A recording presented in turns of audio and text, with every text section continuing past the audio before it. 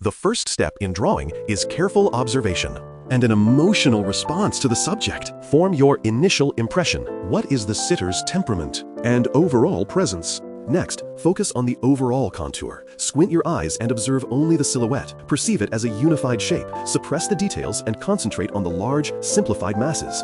When drawing a portrait of an elderly man with a beard, especially when the beard is thick, it can obscure the structural relationships of the jaw. A receding hairline further disrupts the traditional proportional landmarks, making the method of dividing the face into three sections, the forehead, the base of the nose, and the chin, less reliable for inexperienced beginners, as it becomes difficult to identify clear reference points. A more effective approach is to first simplify the cranium into a sphere in order to establish a fundamental awareness of spherical form. The human skull is essentially an irregular sphere, and all individual features are constructed within this larger spherical framework. Once the sphere is established, determine the central axis line to ensure that the head's orientation and dynamic movement remain structurally accurate. For beginners, just starting with portrait drawing, having clear steps and maintaining the overall coherence of the composition is very important. In a frontal portrait, the visual focus lies in the triangular area formed by the eyes and nose. Once this area is established, the other shapes become much easier to define, and the subsequent work should revolve around it. Follow me, and I'll share more drawing techniques.